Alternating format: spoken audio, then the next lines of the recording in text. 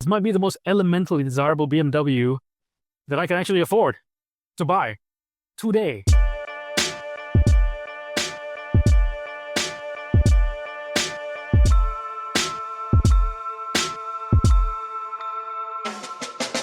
What I have for you here is the peak of BMW lust for me in my early 20s. It is a BMW 428i Gran Coupe, model code F36. And when I first heard that name attached to this car, I was like, now that is a name.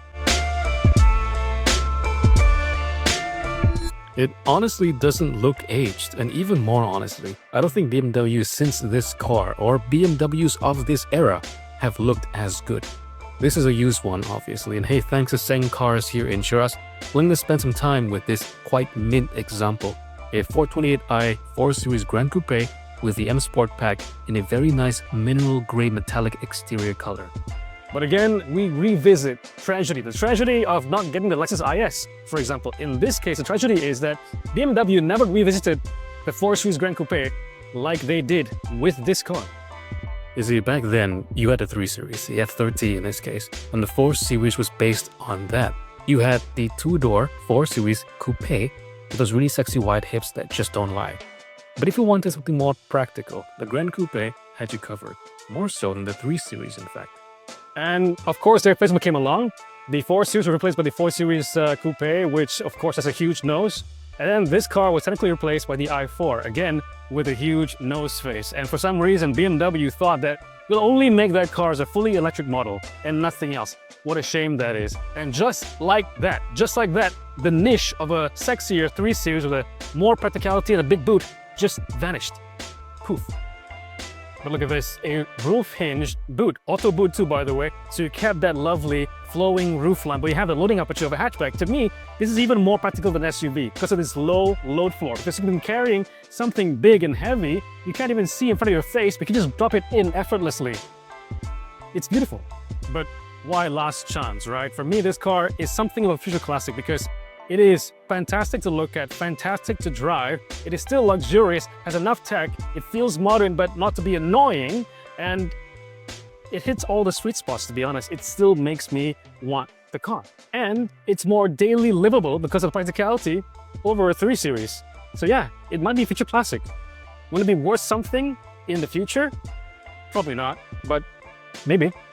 But this car is manufactured in 2015, registered in 2016 as one of the majority of 4 Series Gran Coupes in Malaysia. So yeah, this might be your last chance to own one if you're going that financing hire purchase route. Most people say the limit is 9 or 10 years for used cars with banks, but I've seen exceptions happen. Banks usually also look at your loan tenure and they won't want a car that's 15 years old by the time you finish paying them off. And that seems to be the hard line that you need to worry about. So a 9-year-old car, max 6-year loan. A 10-year-old car, max 5-year loan. Get a picture, right? Unless you can afford to buy this cash. Well, in that case, good for you, lah, bro. So this car was launched in 2015 at a price of 390,000 ringgit. But the thing is, this car costs even more than that because the M Sport pack was a 30,000 ringgit add-on. So this car is a legitimate 420,000 ringgit car. And by the way, that is more money than you could pay right now for a brand new M340i. And this car right now costs 89,000 ringgit. And who's to say that you cannot negotiate further? For us normies, suddenly this ultra-desirable BMW is within reach. And this one is less than 90,000 kilometers on the odometer. So yeah, last chance. And I mean, it's got lots of going for it too. One of the best M Sport wheels, in my opinion.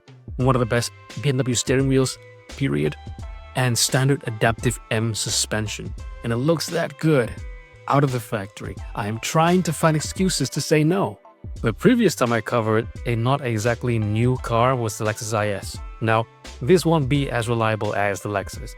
They're both using a 2-liter turbo engine, but the N20 engine in this won't be as reliable as the one from Lexus, obviously. Nor will it be as reliable as the one that replaced it, the B48. Outputs are strong, 245 PS and 350 Newton meters of torque and a wide max torque band as well. From 1,250 RPM all the way to 4,800 RPM, 0-100 in 6 seconds, and a top speed of 250 km per hour. Generally, the N20 is a robust engine. It just won't be as reliable as a B48. So it's more prone to things like oil leakages, timing chain issues, things that definitely plague a lot of BMWs. You're also going to want to have a token BMW fanatic / friend or trusted mechanic to come along with you to have a closer look at the car, or better yet, arrange for a full mechanical inspection. Of course, being a 4 Series and BMW thinks this is a sports car or a coupe, right? So you have frameless windows, but you close the door to find a very F30 feeling interior, because this is classic F30. Nothing really in here to speak of that's different. It does have a sunroof though, and what car from that time had a sunroof? This looks like a proper driver's steering wheel. It feels like it. The paddle shifters feel fantastic. It's not metal, but it does have a nice tactile feel. It is a sporty, driver's-oriented car, and it has a CD player. That's how retro this is. It has the same feature as the Lexus IS that I was testing like a month ago or something. Oh, and you get a 16-speaker, 600-watt Harman Kardon stereo, and all buttons for every single thing, for the media, for the air conditioning. Back in the day when this car was brand new, and even now, it is so refreshing to see proper analog clusters. The text is super clear, super crisp. There is a digital readout below that, which is just perfect for showing me information, but not getting in the way. Then, of course, you have the iDrive system. This, I think, is a 7-inch screen, pretty small by modern standards, but it's crisp. Animations are super clear, and it's controlled by this rotary knob. And it works super well. You can actually get it to the aftermarket and upgrade this version to a version with a bigger screen and Apple CarPlay, Android Auto, all the good stuff. But to me, personally, all I really need is Bluetooth, and it's got that. Okay, life in the back seat, so you're not going to have a lot of space in here. The 3 Series, any 3 Series, even the current generation, not really known for having rear seat space. This is where I sit. I'm 165 cm.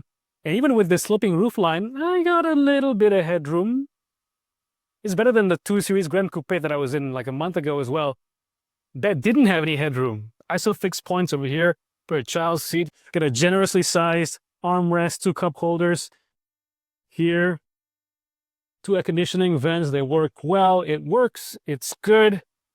Nothing you can complain in here you can complain about in the Civic or a Mazda 3 sedan, except you got a BMW. 89,000 ringgit. What can I buy with 89,000 ringgit? I could buy a brand new Honda City. Would it feel as good to drive? No, nowhere near as good to drive as this. It won't look anywhere in the same dimension as cool to look at as this car. But then there is that looming cloud of maintenance. That Honda will probably last for a long time, even out of warranty. This car, definitely out of warranty.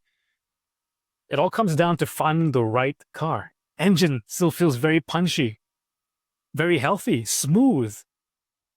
Steering, it just feels so good. The front wheels do the steering, the rear wheels accelerate.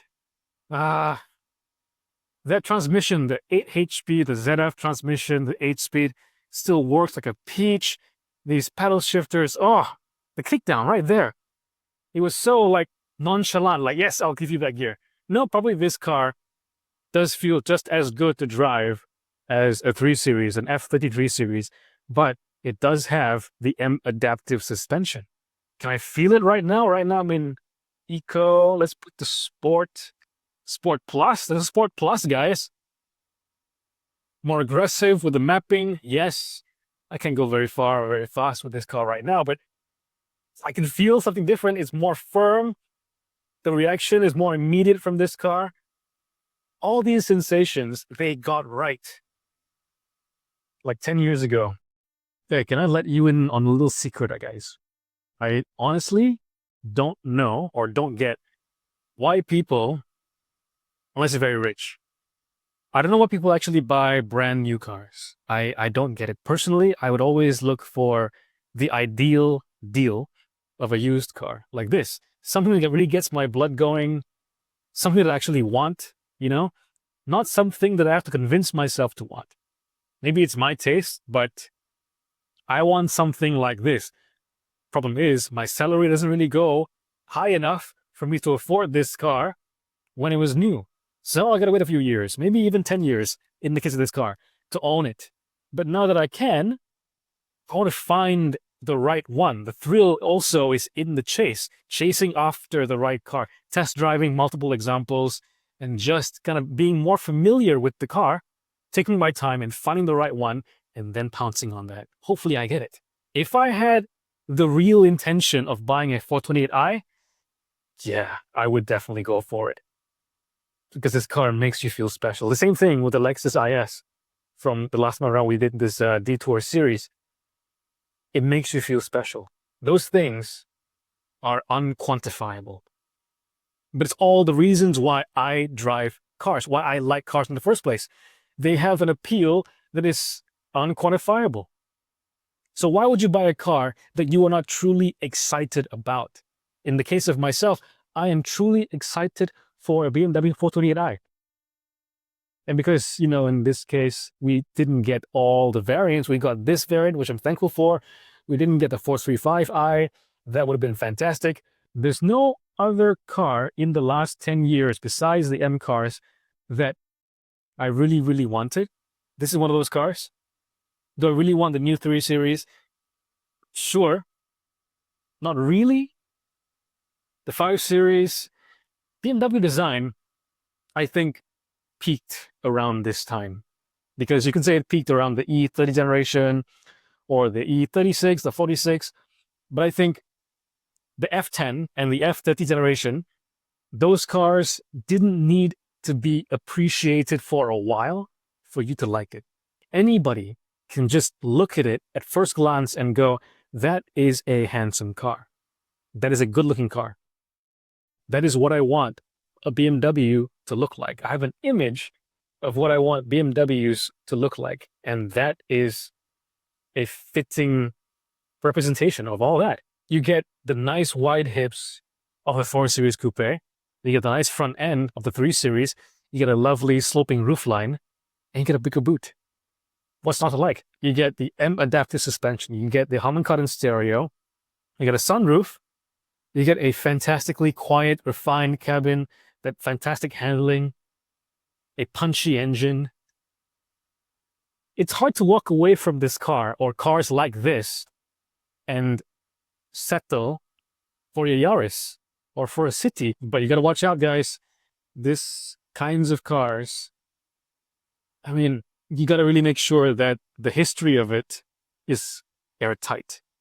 Because, well, you don't want to be stuck with a huge bill for this car. That being said, I mean, the N20 engine, the ZF8 HP, it's still in the BMWs today, at least transmission is. So it is not that far of a stretch to think that the parts for this car are plentiful, are definitely around, okay? If it's not so plentiful, it's definitely, you can find it. But are there even more immaculate 428i's out there right now in Malaysia for sale? And if they're not for sale yet, can I make an offer to the right owner and have their wonderfully clean mint 428i to enjoy? Because this car ticks all the boxes that I want. A lot like the Lexus IS, but, you know, much less money. That was like 240,000 ringgit. This is 90, and it might go even further down. And then you got to go back to test driving a Toyota Vios or a Yaris or a City at the same price, maybe even more. It is a hard thing to go to. It's a hard thing to come back to, because you could have all this for the same money. Again, I don't really understand why people actually, by default, go after new cars. Maybe it's the warranty. They want that assurance of a warranty. Yeah, I guess fair point, but I still don't get it.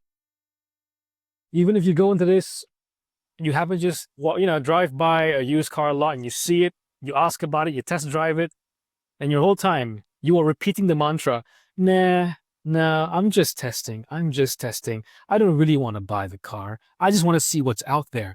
No, I am staying strong. I plan to do the sensible thing and buy a Honda City or Toyota Vios. This is just for me to educate myself. But then that won't last long. Before long, you just be going, but actually this car does feel good. But actually this car does look fantastic. But actually this car is making me feel all the right things. And then that wall of resistance crumbles.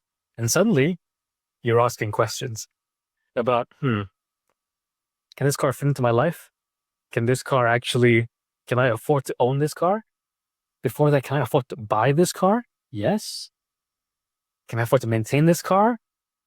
I wonder how much parts cost. You start going on the forums, you start going on checking the prices for different things about this car, the tires, the brake pads, all the things that you might want to replace in a used car, engine oil, maintenance fees, all those things.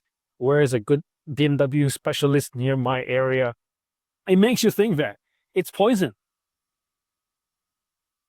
but it tastes so good. This is still one of the most elementally desirable BMWs in the last 10 years, and I wouldn't change a thing. It is almost perfect. Maybe I would do something though. Maybe I would put lowering springs in this car to get rid of that infamous BMW wheel gap, maybe spacers, 5 or 10 millimeters, just to fill up the wheel well a little bit more. Perfection. Then, step 2 is to pray that everything holy will bless you so that you won't be one of those guys, or I won't be one of those guys, that has to camp out behind my bengkel just to make sure that this car gets taken care of. If you are looking for one though, I would say find the right car. Take your time. Look at all the cars you can and find the one. Right now, this car is 2016 model, and it won't be very long until you can't get financing on this car anymore. So yeah, last chance. It's looking like that.